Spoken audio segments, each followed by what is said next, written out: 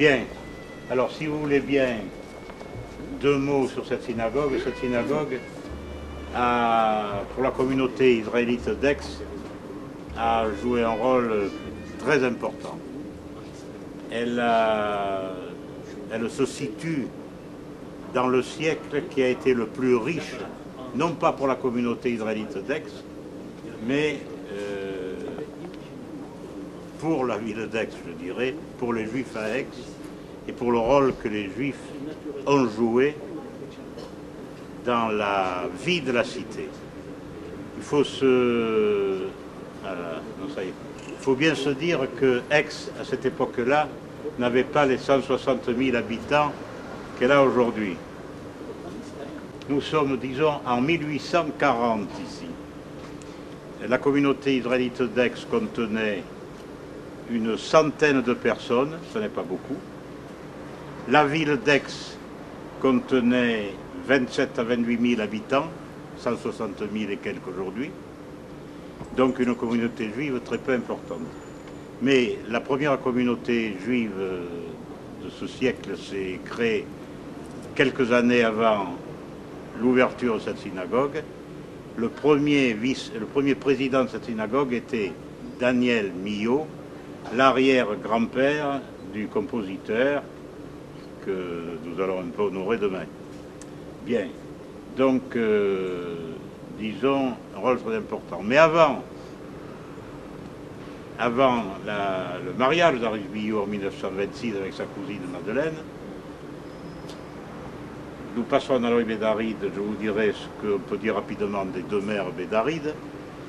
Les deux mères Bédaride d'Aix se sont mariées, respectivement bien sûr, dans cette synagogue.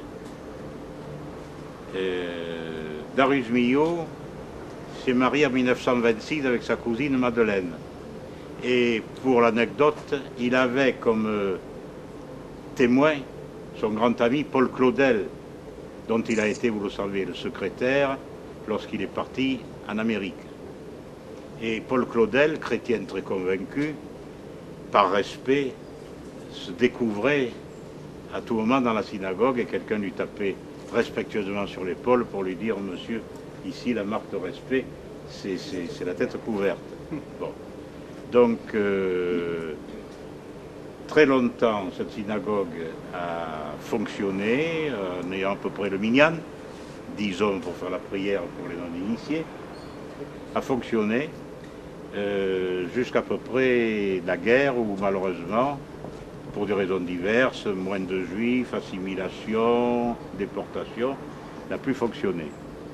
Et avec Madame Veil, qui était la descendante du rabbin Veil, lui parti en déportation, nous avions essayé de rassembler des fonds pour la récupérer, parce que le propriétaire parisien, bon là il y a des péripéties, disons, économiques dont je vous fais grâce. Hein. Pourquoi un propriétaire parisien? Enfin bon, très bien, alors que maintenant c'est la propriété des communautés, bien sûr. Bon. Dis-moi, je veux bien la restaurer, elle se les ardait. Je veux bien la restaurer, mais pas question de la garder. Et j'avais vu Darius Millot et son épouse qui descendaient, comme on dit aujourd'hui, Relais Saint-Christophe. Ils avaient dit, nous voulons bien un peu participer, mais on ne va pas assez pour l'achat. J'avais vu des gens comme Carcassonne, dont le fils était un mécène dont le nom est porté par un stade important à Aix, que nous ne verrons pas, on ne va pas aller voir un stade, bien sûr. En fait, j'avais fait le tour de quelques autres familles juives et on n'a pas eu assez d'argent. Et le pasteur Beauvais, qui était déjà en tractation pour acheter la synagogue, nous avait fait une proposition dont je m'entretenais tout à l'heure avec M. le rabbin, plutôt que j'ai appris de M. le rabbin. Il était prêt à ouvrir la synagogue sous forme de, je dirais, de temple œcuménique. Il vous couvrez d'une tenture à la croix, vous mettez votre tabernacle, héral pour les initiés, vos rouleaux de la Torah, vous viendrez faire vos prières, puis quand nous ferons notre culte, ils appellent ça le culte chez eux, quand nous ferons notre culte, eh bien, nous découvrirons la croix, votre héral est fermé, pas de problème. les quelques Israélites, dont le rabbin Elbès qui commençait à venir ici, n'étaient pas tout à fait d'accord pour cette formule. Bon, c'est vrai que c'était un peu tiré par les cheveux, mais ça a eu le mérite, malgré tout, de la part de nos amis protestants, c'est le mérite quand même d'avoir été proposé aux Juifs, c'est déjà pas mal. Bon, donc après on a cherché autre chose, et d'autres synagogues, enfin des salles que l'on louait. On a loué un préfabriqué dans l'avenue, au bout de l'avenue qui s'appelle la rue de Millau aujourd'hui. Pour Kippour, Yom Kippour, on louait le théâtre municipal. On a même loué le Rex, qui n'existe plus, Cinéma Rex. Le reste du temps, ben, ça se faisait dans des appartements. On a eu la mutualité, Kippour, on a eu la mutualité. Donc tant bien que mal, jusqu'à l'arrivée bien sûr des rapatriés, où il y a une arrivée en masse de plusieurs familles, 600 familles aujourd'hui je crois, sur le nombre bien sûr. Alors derrière on va passer parce qu'aujourd'hui, comme vous voyez, nos frères protestants n'entendent plus par ici, et de l'autre côté dans la rue Villard.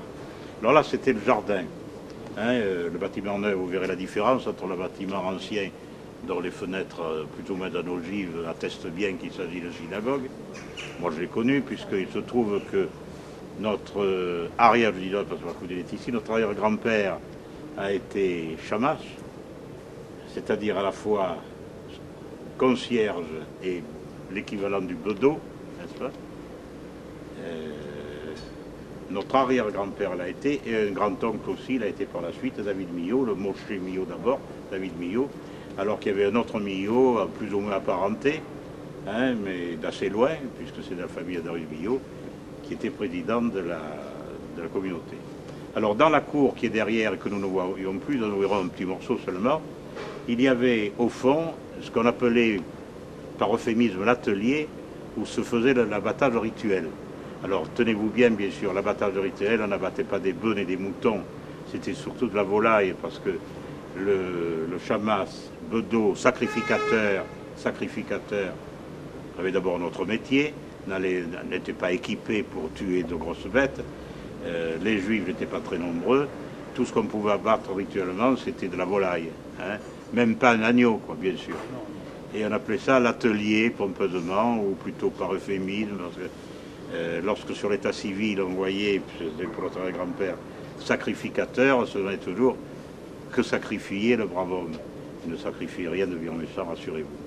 Voilà, donc on va voir l'entrée par derrière. Maintenant, si vous avez des questions à poser sur la synagogue, vous pouvez y aller. Si vous permettez, vous dire en quelques minutes. Une petite précision. Oui. Vous savez qu'il n'y a que quelques années, M. Simsolo, qui avait servi, il avait servi ici.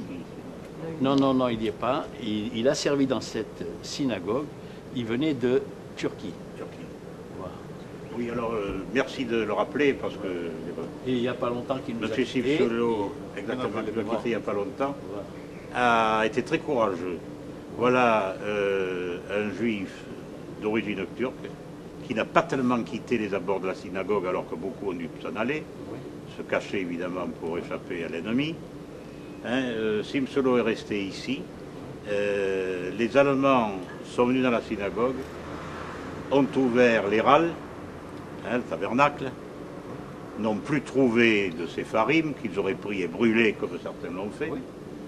Alors ils ont demandé à Simsolo, dis-moi je suis le gardien, mais il n'y avait pas des rouleaux à poids, je ne sais pas ce que c'est moi ça.